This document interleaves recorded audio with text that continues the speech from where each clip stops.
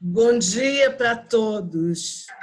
E hoje eu tenho a satisfação e a honra de dar as boas-vindas para a monja Reixin Gandra e também cantar parabéns para você nessa data Data querida, querida, muitas muita felicidades, felicidade, muitos muitos anos de anos vida. de vida.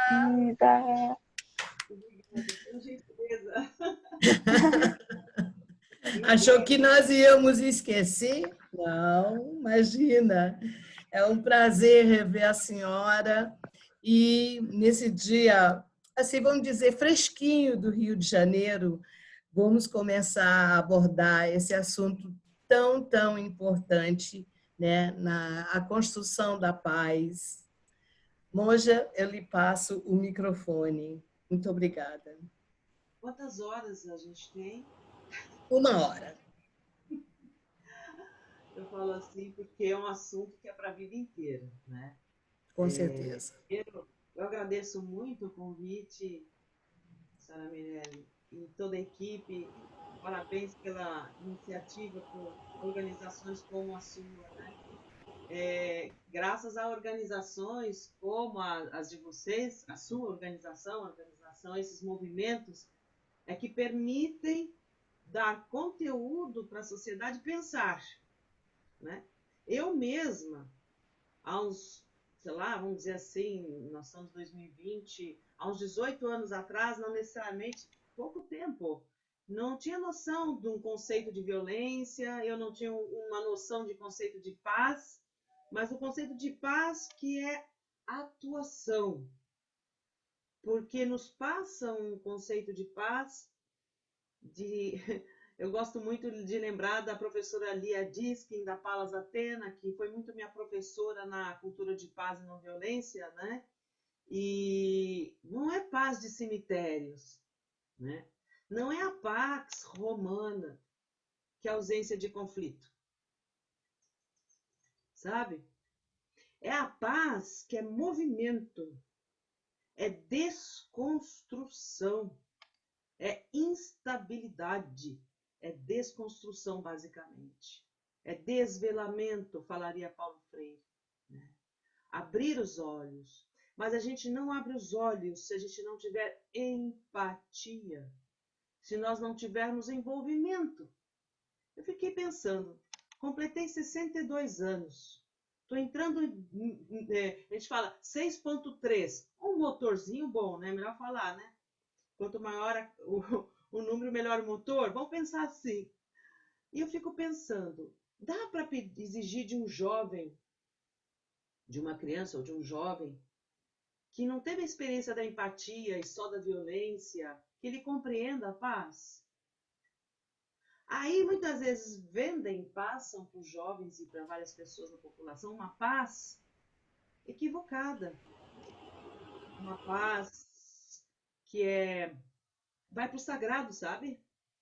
Às vezes passa as pessoas para um sagrado, para uma ideia falsa de sagrado, do religioso. É uma religiosa falando aqui para vocês, uma monja zen budista. Qual é o conceito de sagrado? Associam muito a paz, não neste mundo. A paz só é viável quando a gente morre. A paz só é viável em outros mundos. Que isso? Que paz é essa nós estamos falando? Então, às vezes passa para as pessoas uma paz, uma prática de busca pela paz, que é negando o seu cotidiano, é negando o seu sofrimento, é uma fuga da realidade, né? Então a gente tem uma mistura muito grande nesse discurso, nessas reflexões de paz, de cultura de paz. E aí foi que eu comecei a compreender, primeiro, para compreender a cultura de paz, eu precisei compreender a cultura da violência. Veja só, se a gente tem um óculos determinado, como é que eu vou enxergar outra perspectiva se eu não observo o óculos que eu uso para ler o mundo? Não é? A gente teve uma educação de violência. Nossa educação foi uma educação discriminatória, gente. Pelo menos a minha geração, eu agradeço meus pais tenho profunda gratidão à educação que eu tive, eu estou aqui graças a essa educação, essa formação. E nesse meu caminho, tanto o meu avô, meus ancestrais, que eram pessoas que lidavam muito na área da educação, né? Desenvolviam muito amorosidade com seus alunos, processos, estudei num colégio que me ajudou muito. Eu tive professores, eu tive pessoas que me ajudaram a ler o mundo. Mas eu li o mundo sob a perspectiva de uma cultura discriminatória, que classificou o planeta em desenvolvidos e não desenvolvidos, em povos primitivos, não evoluídos, ao invés de olhar povos tradicionais, uma cultura tradicional. Aí vem a sua prática espiritual tradicional. Não, a gente olhava como primitivos, menos que os desenvolvidos. A gente não imagina como isso introjetou no nosso inconsciente. E a partir daí nós começamos a conviver, escolher com quem conviver, ter olhares discriminatórios, olhares que um é melhor que o outro, um povo é melhor que o outro, não foi? Muita gente está nessa ebulição, né? Então é uma coisa assim que não é tão simples assim. Mas quando a gente começa a compreender, encontrar professores, por isso que nós somos essa teia que nós nos precisamos mutuamente, né? Nós precisamos estar juntos nesse caminho de transformar esse mundo. Mas como é que eu transformo esse mundo com inteligência e criatividade?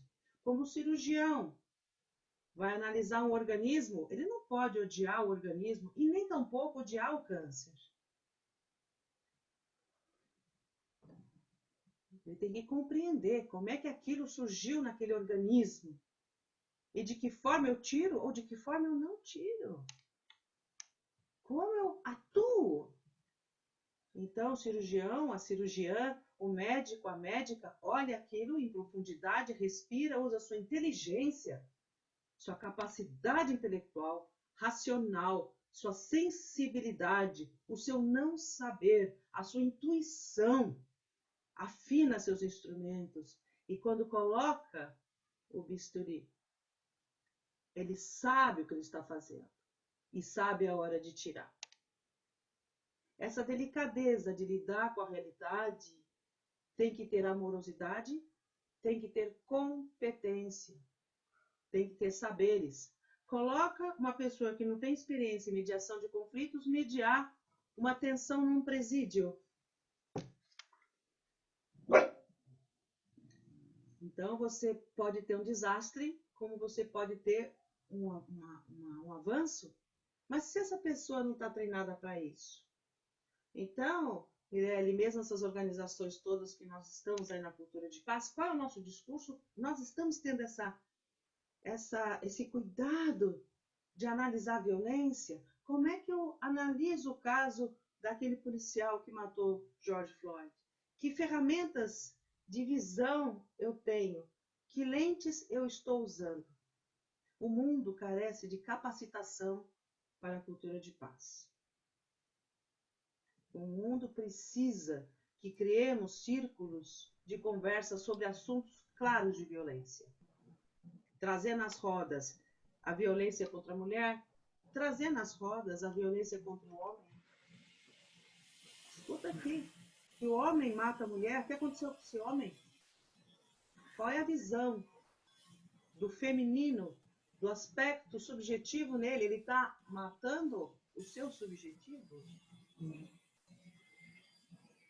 Então, é muito importante que nós compreendamos o significado, o que é violência e o que é uma cultura de paz. Com certeza, a cultura de paz não é uma cultura de não conflito, não é uma cultura de sair dessa realidade, mas, em primeiro lugar, se sentir parte dessa realidade. Nós, mesmo que atuamos com a cultura de paz, também temos instintos ou atitudes de violência, porque nós estamos num processo de autocapacitação também, de formação.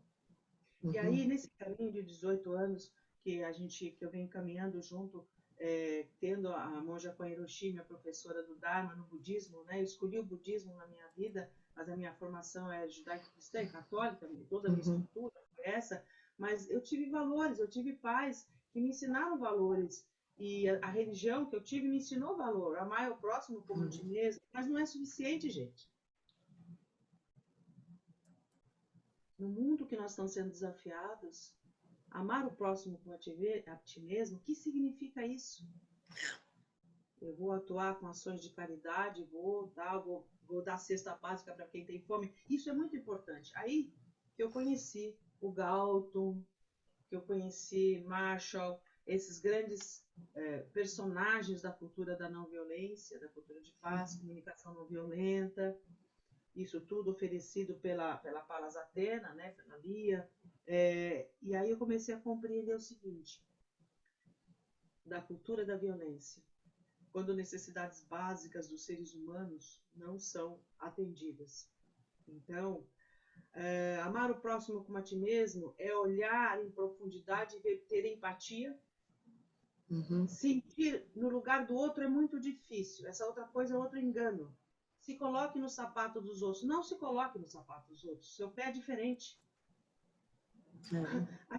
A gente tem umas perspectivas. Não precisa. Apenas olhe em profundidade aquele ser humano. Tente ficar ombro a ombro com ele. Ombro a ombro. Não frente a frente. Ombro a ombro. E fala, amigo, amiga, o que te faltou, o que te falta? Qual é o seu medo? O que eu posso fazer para te ajudar? Está todo mundo na defesa e na defensiva, na agressividade, na resposta. Como é que eu chego perto do outro com delicadeza e gentileza sem achar que sou melhor que o outro? Na verdade, o outro pode ter uma resposta para você muito mais sábia. O que estamos fazendo? Nós estamos ansiosos. Nós estamos vendo um mundo com muitas informações. Temos a pandemia que nos comprimiu em 4 paredes. Quem tinha ferramenta interna para lidar com essa pandemia, está fazendo arte. Está estudando, está fazendo vocês, né? Esse trabalho que nós estamos fazendo aqui. Nós estamos usando, eu gosto muito de falar de agulhas de tricô de ouro. Nós estamos naquele tear, assim, frenéticos, naquele tear, assim. Quem sabe o que é tear, quem não sabe, que está ouvindo aqui, eu dou uns exemplos meio antigos, sabe? RG, assim, um pouco assim. Mas a gente, tudo para nós é oportunidades de criar inter-relações e encontros, né? Agora, quem não tem essas ferramentas, está fazendo o quê? É lógico, está se separando, está brigando, está deprimido, está passando fome. Né? Então, o que eu quero dizer é o seguinte para vocês, eu poderia falar aqui uma série de conceitos. Cultura da violência é aquela cultura que não observa as necessidades das formas de vida que as tornam viáveis. O que faz um ser humano se tornar viável é o mínimo. É segurança, autonomia, identidade, bem-estar.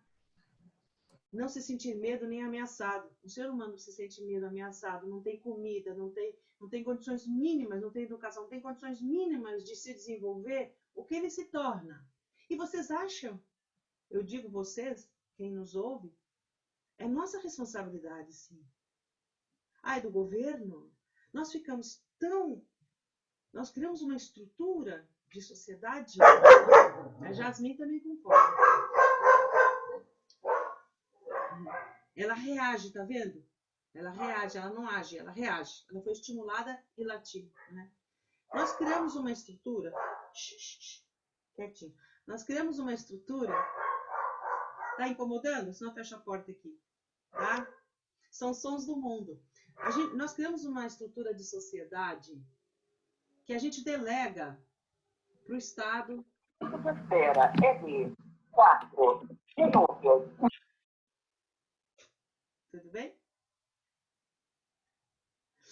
Nós delegamos para Estado, delegamos para lideranças a responsabilidade da nossa vida.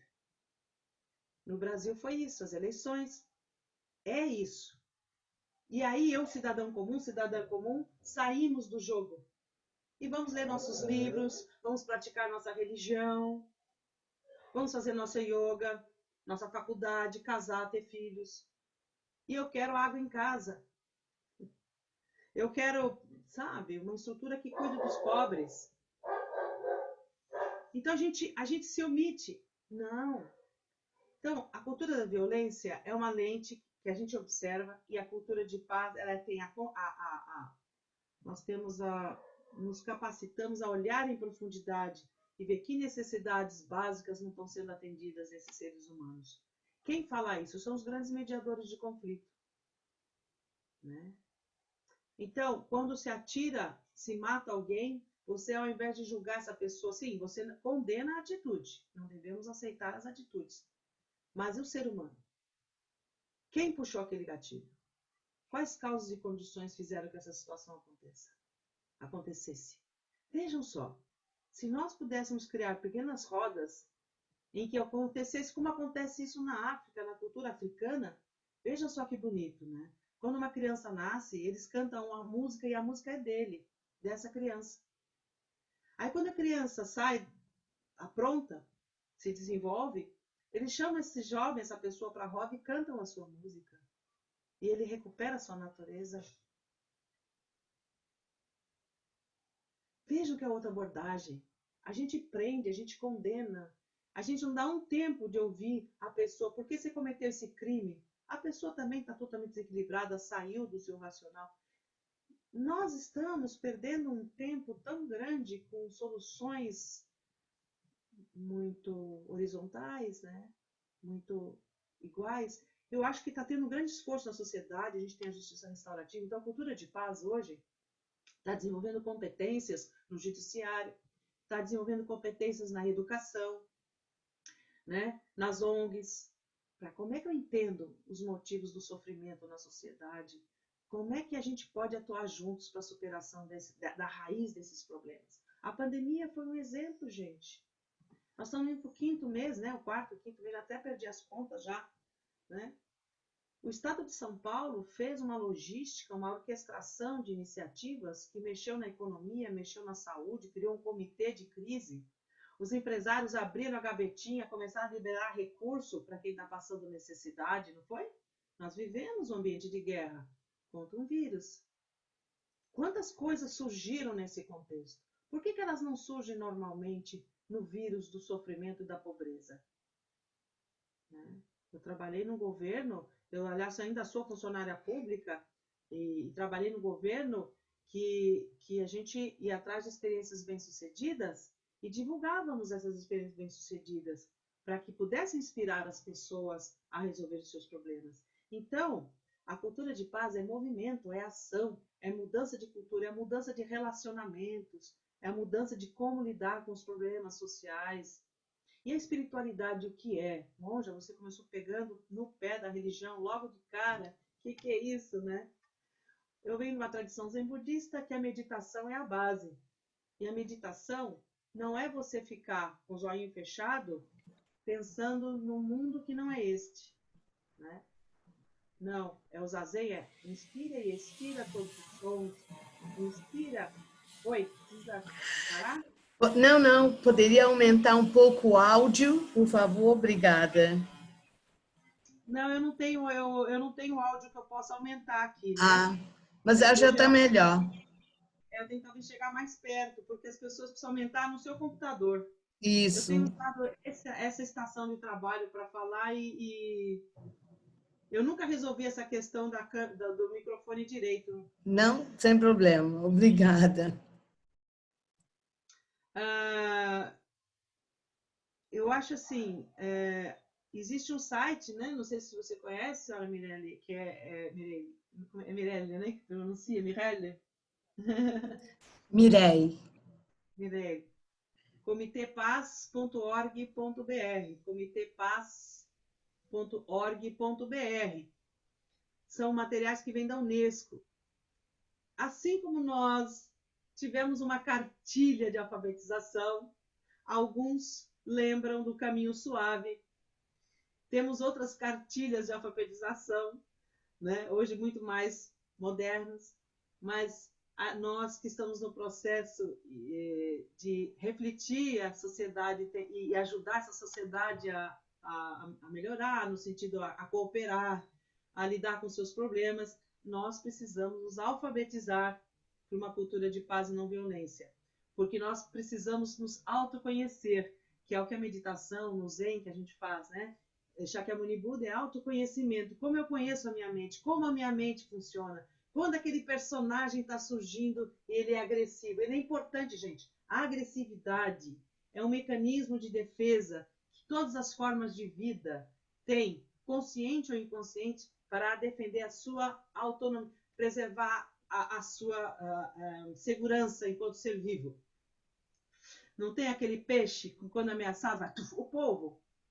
Quando o polvo solta aquela fumaça. As aves, quando estão ameaçadas, soltam um cheiro. Nós, seres humanos, quando somos ameaçados, nossos hormônios, todos, e a gente às vezes, pá! Só que nós somos seres racionais. Nós podemos, na hora que vem a emoção da defesa, respirar e perceber qual vai ser minha resposta adequada. Né? Como eu respondo? Todas as formas de vida se defendem por uma questão natural de sobrevivência. Né? Então, quais são os níveis de consciência que as pessoas têm e o grau de violência que elas estão sofrendo e o grau de resposta que elas estão dando. Então, a gente não pode julgar. Nós temos que ter inteligência para compreender, né, essas realidades. E nós temos professores incríveis na nossa vida nos ensinando a isso. No meu caso, aqui no budismo, Shakyamuni Buda, ele analisou, depois que ele teve um grande despertar e percebeu que intersomos com tudo que existe, não somos separados de nada, nós somos resultados de infinitas causas e condições da nossa história, nosso DNA, nossa educação, nossos relacionamentos. O que eu faço com esse meu tear da vida? Descosturar? Queimar? Não. Agradecer. Porque tudo que aconteceu na nossa vida permite que desenvolva a nossa empatia com o outro. Como é que eu lido com isso com amorosidade? E aí você tem todo ensinamentos de gratidão, de respeito e de ação, com sabedoria e compaixão. E compaixão no budismo, acho que o conceito que passa muito equivocado para muitos, né? E que o budismo é olhar em profundidade. Você vai ao encontro do sofrimento. E ao encontro do sofrimento você atua junto, não para a pessoa, com a pessoa. Porque a pessoa está passando por elementos que só ela é daquela coloratura da vida dela. Como é que eu a escuto? E aí na cultura da paz, de paz, suspensão temporária de pressupostos é uma ferramenta fundamental para a cultura de paz e não violência. Não julgamento, não julgar por nenhum valor. Quem é esse cosmos que está na minha frente? Que sou eu. O outro, eu que estou lendo com as minhas ferramentas. Dê chance para esse outro se manifestar, a falar. Então, suspensão temporária de pressupostos. Então, existe, sabe, eu vou parando por aqui, se tiver algumas perguntas, se as pessoas quiserem perguntar. Esse universo é maravilhoso. Maravilhoso. Quando a gente percebe que não sabemos, que a realidade se revela inusitada a cada instante, e que a gente usa parâmetros muito fixos para analisar essa realidade, não funciona. Mas existem alguns parâmetros que nos ajudam a ler. O primeiro parâmetro, para mim, é esse. O olhar em profundidade e necessidades não foram atendidas. Gente, não é só nos seres humanos, nos animais. Os cachorros que são muito violentados, maltratados, eles mordem. Não tem conversa. Ou morde, ou sai correndo.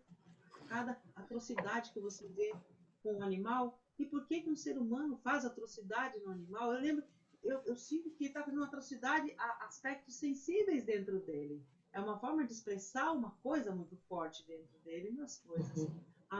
As matas, né, as árvores, existe a ignorância. Ninguém sabe o quanto que uma árvore tira de poluição do ar, porque não ensinaram na escola. Então nós temos uma defasagem de informação, temos uma defasagem. A educação ambiental que começou a conscientizar as pessoas de uns 30 anos para cá. É verdade. Por que a gente briga com a questão da Amazônia? Olha quanta biodiversidade, o que são os ecossistemas? Nós somos elo desse ecossistema. Mas não ensinaram na escola. Como é que eu vou... se eu não sei, né, preciso conhecer para proteger. Então, a nossa missão, ela é muito especial, ela é desafiadora, e eu acho que sempre rodas de conversa, e eu digo até para você, sabe, se nós pudéssemos fazer rodas de conversa sobre situações problema mesmo. Traz um problema. trazer um tema específico. Vamos falar só do feminicídio? Vamos falar até de coisas boas, bons Sim. exemplos, né? E a gente só conversa sobre aquele assunto, e trazer propostas. Uhum. Sabe, eu sinto uma necessidade assim eu sempre quis fazer fóruns locais em bairros, Vila Brasilândia, Zona Leste de São Paulo, que a gente sempre faz a peste de que é violento. São reações, são defesas. Você vai em classe média alta, são sofrimentos tão agudos e de opressão simbólica e estrutural. Uhum. Onde é que está a violência? A violência está numa cultura, sim, estrutural, que desenvolveu em nós a violência. Então, Moja, eu tenho aqui algumas perguntas que foram feitas, se a senhora me permite. A primeira, é possível observar a cultura de entretenimento lucrando com a exposição constante da violência por meios de filmes, jogos, livros, música, o que acaba incrementando a violência além de banalizá-la? Podemos dizer que a violência é um comportamento que é ensinado? E sim, como podemos disseminar a cultura da paz entre as crianças e adolescentes para que eles aprendam a resolver seus problemas sem agressividade e sim através do diálogo? Olha, as crianças, elas sabem muito bem o que é certo e o que é errado. Não devemos subestimar a noção de moral, a noção de que as crianças têm, né? Se essas crianças tiveram um vovô, uma vovó, um batian, uma batiã, tiveram alguém perto que falasse, filhinho, filhinha, você acha isso tá certo? Ó avó, ó avô, ó mãe, ó pai, ó tio, ó tia. Eu acho que não. Uhum. O que você faria? Eu acho que eu faria isso. Você tem certeza? Tem. Esse diálogo, ele acontece de maneira muito frágil Uhum. nas famílias. Aí, com a televisão entrando, a televisão, sim, ela faz parte da cultura da violência, né? Não generalizando. Você pode mudar o canal. Uhum. Dá licença, né? A gente pode mudar o canal. A criança está rodeada de pessoas que tiveram a sua história, então é tudo muito confuso. Aí joga tudo na escola, a punição dessa releitura. A escola faz. Nós temos eu acho que é uma defasagem de método, uma defasagem de pedagogia, uma defasagem de abordagem. Que se a criança não recebeu na sua infância, na sua juventude, talvez receba com a esposa ou com o marido, ou com um amigo, quando ele tiver 60 anos. Aí já é tarde. Nunca é tarde, sabe? Nunca é Não. tarde, nunca é tarde. A gente até fala assim, uma coisa no budismo, né? A vida não é linear, passado, presente, futuro, mas, por exemplo, acontece muito quando um ser humano tem muita raiva dos pais, sempre os filhos condenam os pais dos seus fracassos, por culpa do meu pai, culpa da minha mãe, culpa da minha família, culpa disso, culpa daquilo, né? Mas, de repente, ele percebe, puxa, mas e eu nessa história? Eu deixei de fazer isso, isso, isso. Quando ele pensa isso, ele perdoa automaticamente o seu passado. Então, ele fez uma releitura do passado. Ele perdoa, o passado é transformado no futuro, consequentemente. Mas a questão da televisão, você tem opções, né? Você tem escolhas, mas você tem circunstâncias sociais que não enxergam mesmo. Infelizmente, vídeos, games, jogos, é como uma droga, né? Eles vão para um território emocional no ser humano que os deixa com mais raiva, alimenta muito a violência e a agressividade, sim.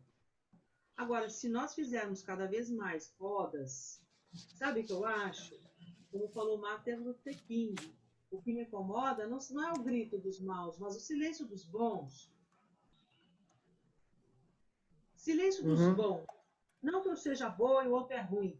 É o nosso silêncio, a nossa incapacidade, a gente que está trabalhando com uma cultura de paz e não violência, nós precisamos aprender jogos, métodos, técnicas, dinâmicas. Assim como o terapeuta vai na faculdade, faz psicologia, estuda, a gente tem que juntar todos esses saberes, não a gente, agregar todos esses saberes. Como é que a gente trabalha a questão do... Eu estou usando feminicídio hoje. Como eu também posso falar sobre a morte de mulheres gestantes, que nós estamos vendo com a questão da pandemia, que esse sistema de saúde Mas qual é o nosso problema? De que forma a gente atua? É como se nós estivéssemos diante de um desafio. O conflito é fundamental. Como é que a gente torna essa evolução? A gente consegue interferir nisso. Acho que é muito isso, sabe? O quadro está aí, a violência está aí. Ela é estimulada, ela é. Você pode mudar de canal. Você pode fazer uma pergunta para o seu filho que o desconcerte. Não grite. Como é que a gente chega no nosso filho que está totalmente drogado, que está roubando na sua casa e batendo em você? O que você vai fazer? A mulher que está sendo violentada, agredida, sacode o celular, já aciona o SOS, né? Hoje a tecnologia está ajudando a mulher que está sofrendo. Mas, nas quatro paredes, que ferramentas nós temos que estudar, gente? De ir ao encontro dessas necessidades. Por isso o silêncio dos bons é a passividade dos bons. E aí toda a rede religiosa, que as pessoas estão correndo para as religiões, como é que nós, representantes religiosos, somos mediadores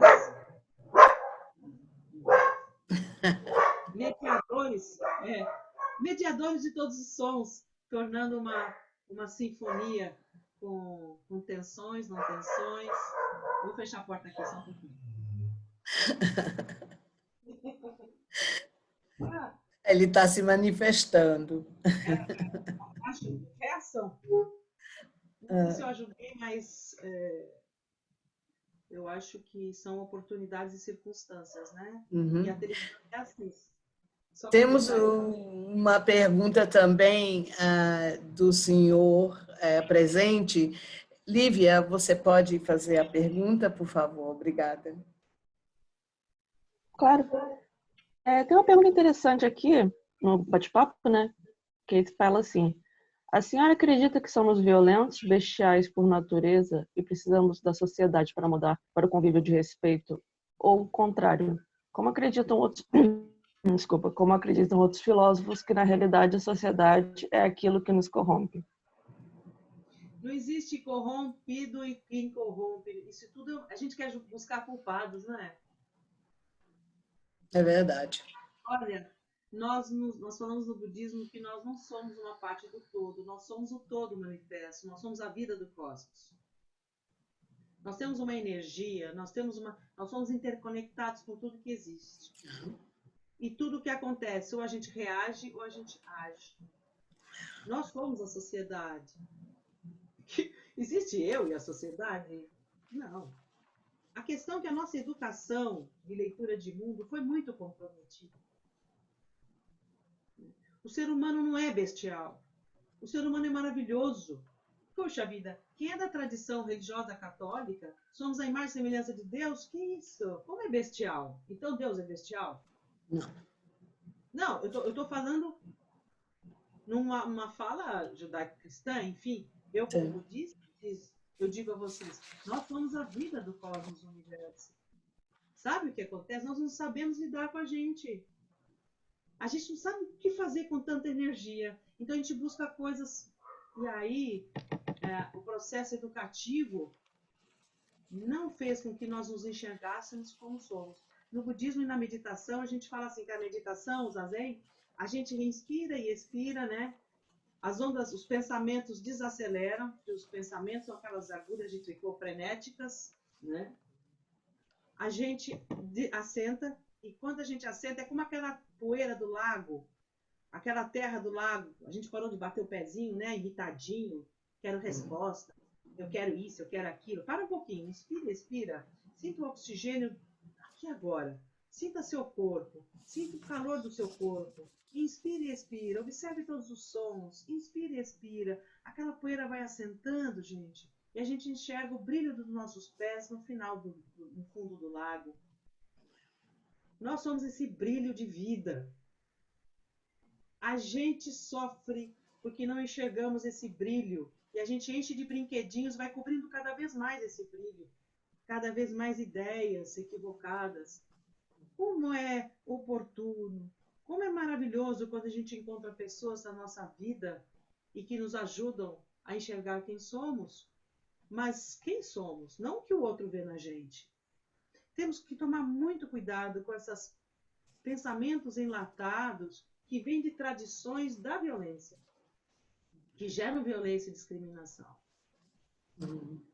Somos perfeitos assim como somos e precisamos estar nos lapidando, nos encontrando. Puxa vida, olha esse brilho em mim, meu lápis lazuli, olha esse brilhante, nossa, olha esse carvão, que lindo esse carvão, olha esse aspecto difícil em mim, que legal, como é que eu vou mergulhar nesse difícil? Então, vejam, somos isso tudo. Temos mais uma pergunta que foi feita. Nesse momento em que vivemos hoje, no contexto atual de uma pandemia, acho importante trazer a saúde para a pauta. Podemos relacionar a cultura da paz com a saúde de alguma forma? Segundo a OMS, a saúde é um completo estado de bem-estar físico, mental e social, e não meramente a ausência de doença. Essa é a perspectiva ampla de saúde, que não se restringe ao indivíduo, mas contempla também a coletividade, a sociedade e ao planeta. Podemos dizer que a própria concepção de saúde é uma manifestação da cultura da paz? Perfeito. Essa pessoa que fez essa pergunta é isso mesmo. Uma das necessidades básicas defendida pelos grandes mediadores de conflito é o bem-estar. Sim. Bem-estar são as condições mínimas de um ser vivo ser possível. Né? Saúde é tudo. A doença, ela existe por um desequilíbrio. Tudo bem, desequilíbrio genético, não sei, não entendo. Desequilíbrio ambiental, né? Você tem vários graus de tipos de doenças que quebram essa harmonia que é o nosso organismo. A questão ambiental, ela é a nossa condição de saúde, né? É a harmonia, assim, a cultura de paz,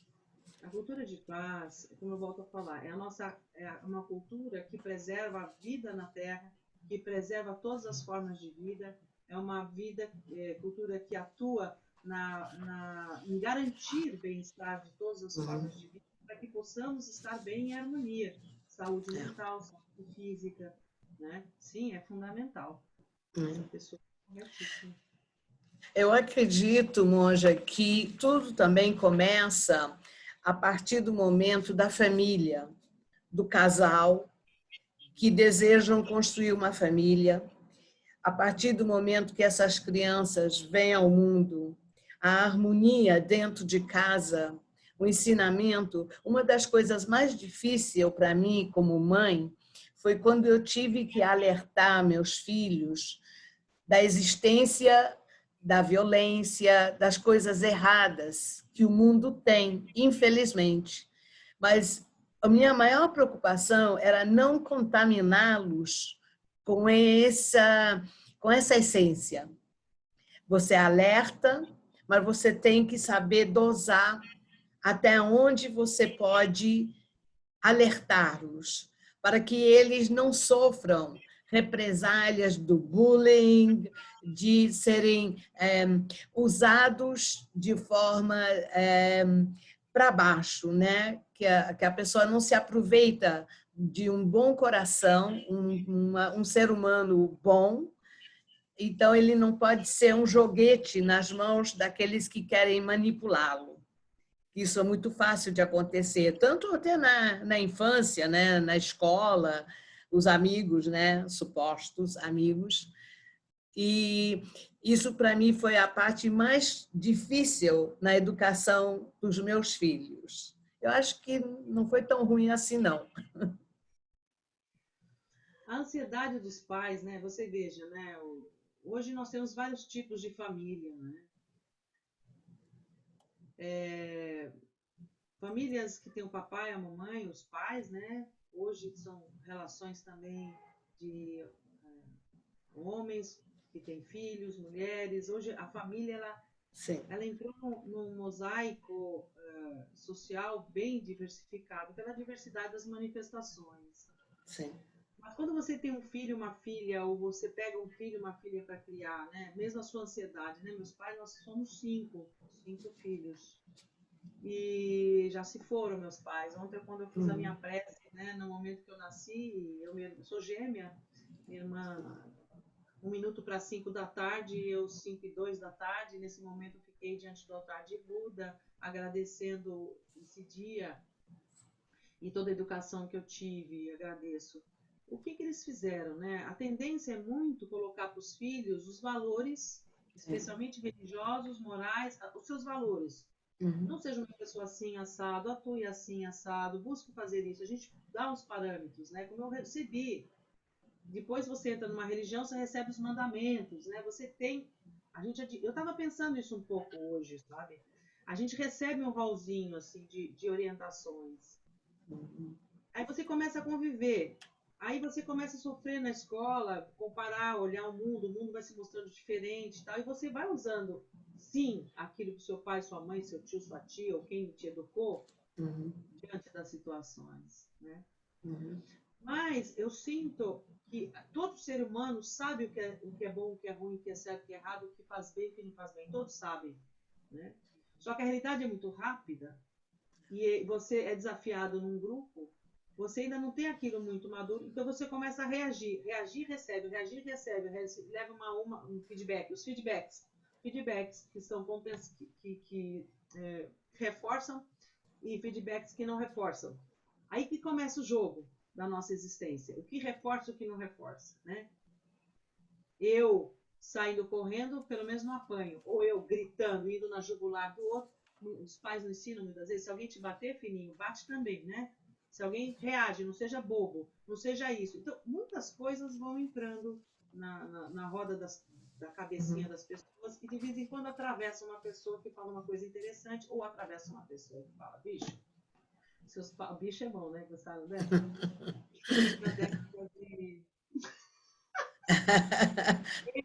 Anteontem. Anteontem. Olha, não é bem assim, olha, se liga, tá? Não é bem por aí, tal. Por isso que eu digo para vocês, né? A arte está aí, o jogo da arte, a sociedade está desse jeito. De que forma? E está de um jeito muito legal também. Está um jeito muito desafiador. Hoje ninguém mais leva a questão do preconceito para casa. Está todo mundo se posicionando. Só que estamos usando as ferramentas da violência para nos posicionar. Uma também pergunta seria: quais são os caminhos para a construção da cultura da paz por meio da educação? A senhora acha que na escola também não poderia ser apresentada de uma forma simples, com exemplos bem simples, para que a criança comece a entender da importância de ter essa paz interior, exterior, manter um equilíbrio na sua vida? Olha, dependendo da escola, dependendo do lugar, né? Você pode fazer meditação, mas tem ambientes que não têm essa condição. Quer dizer, cada realidade é um formato de ação, né? Eu gosto muito, como minha formação em pedagogia, eu gosto muito de rodas de análise de situações de problema. E aí você coloca os conceitos. Como é que você resolveria isso numa cultura de paz? Qual é o conceito que você tem de paz? Qual é o conceito que você tem de cultura de paz? A metodologia para trabalhar em escola não é jogando o conceito, mas perguntando para a pessoa, para aquela criança, para aquele jovem, o que ela entende por. Nós vamos ficar surpresos. Surpresos!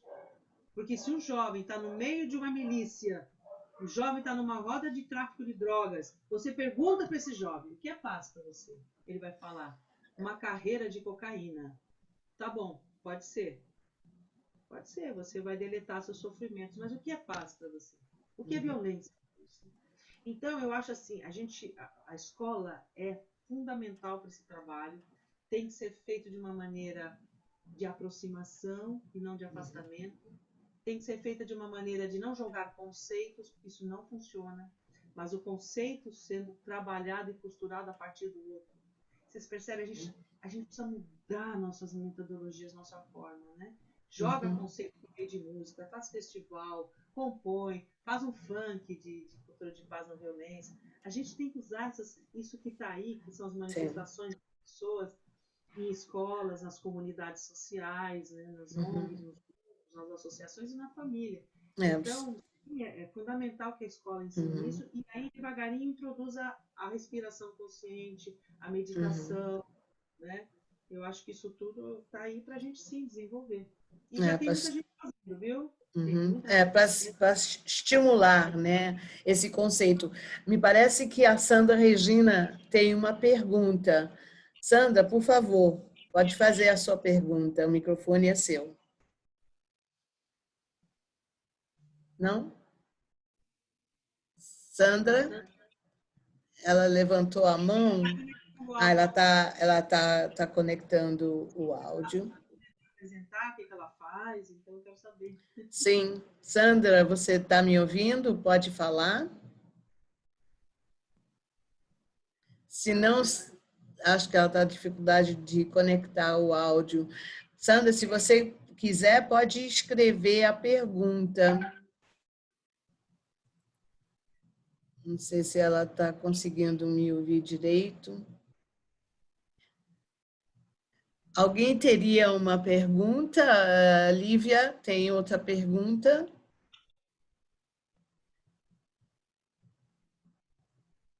É a Karen ali. Só não esquece de desativar, que ele está fechado o seu áudio. Estou pensando, a questão do racismo, né? Que foi muito forte. Veja, eu gosto muito de ver. Eu acho que a questão da raça é uma questão da pele, da etnia, né? Do que você representa. E está tendo uma guerra de etnias. A população branca, ela está com medo. Ela sempre foi hegemônica, entre aspas, ela sempre dominou. É verdade. No entanto, você está diante de uma pessoa negra, ela é um ancestral que foi um rei, uma rainha, foi um nobre, foi uma nação. A gente tem que se curvar diante da história do DNA dessas nações, e não o contrário. E a população branca, a população europeia, acabou com populações tradicionais. E a gente faz isso até hoje em São Paulo. Nós temos os quilombolas, nós temos tradições, populações tradicionais no estado de São Paulo, que políticas ambientais tentam assegurar, políticas sociais. A academia só que estuda esses assuntos pela antropologia, por estudos de nações, de etnias e tal. E agora é uma grande confusão, né? Então, vamos falar a verdade, é um medo que está aí em jogo, né? E aí fazemos essas atrocidades, não consideramos todas as riquezas da nossa humanidade, da nossa família humana na Terra, né? É uma grande riqueza de nações. Ok. Monja, nesses últimos 10 minutinhos, a senhora pode dar suas considerações. Olha, primeiro eu quero agradecer, você me deixa muito feliz. Monja Koen Roshi, quando deu meu nome, Rei Shin, Rei, significa paz, e Shin, coração-mente. Coração-mente de paz é um nome que a Monja Roshi, Monja Koen me deu como preceito budista, mas não que eu seja uma pessoa assim, eu também tenho minhas raivas, minhas incoerências, né? Porque eu me leio como esse mosaico de um aprendizado de uma história de vida e que eu quero mudar, melhorar, arredondar e tudo. Mas esse trabalho que vocês fazem, ele é fundamental, é muito importante, é um processo constante de educação, de reeducação, de reeducação, né? Uma vez mandei uma mensagem me pedindo para falar para reeducando o sistema penitenciário para mulheres. Eu falei, escuta, todos nós somos reeducandos na vida, né? Agora a gente não pode, no nosso caso, como se diz, reforçar equívocos, Então, vamos Sim. aprender com as pessoas, né? Que vem, tem muita gente na sociedade, tem muito trabalho maravilhoso sendo desenvolvido. Vamos dar luz para esses trabalhos, iluminar que é possível, parar com esse pessimismo que não é possível. Sim. O mundo é possível, o caminho está embaixo dos nossos pés, e como diz Gandhi, nós somos a transformação que queremos ver no mundo. E precisamos ser um pouco mais, talvez, mais. Conhece a história do pato, da pata e da galinha? Quando bota o Não. ovo, quem faz barulho, né? Quando bota o ovo, é a galinha, né? Faz Sim. um barulho danado. Então, a gente, na cultura de paz e não violência, a gente tem que fazer mais barulho, tem que fazer mais agito, tem que sair dessa coisa assim, paz. Não, paz é bastante barulho. Então, eu convido vocês a fazermos juntos esse barulho pela uma cultura de paz e não violência, mas com inteligência e competência, articulando todas as pessoas competentes na sociedade para esse trabalho. Muito, muito obrigada, Monja. Sempre uma honra lhe receber. Infelizmente, na internet e não aqui na Together for Peace. Quem sabe, quando a gente puder se encontrar, eu quero lhe dar aquele abraço com muito carinho. E, de novo, parabéns pelo seu aniversário. Lhe desejo 120 anos ou mais. Hoje em dia, isso é possível. Gente, para todos que estão aqui presentes, muito obrigada por estarem conosco. Agradeço também a Lívia por ter me ajudado, Maria Rita, que não está presente, mas que também nos ajudou na elaboração desse evento. Muito obrigada. Até breve. Na sexta que vem estaremos juntos também com o professor Leonardo Paes. Vai ser também um evento muito especial. Muito obrigada. Boa tarde e bom almoço para vocês.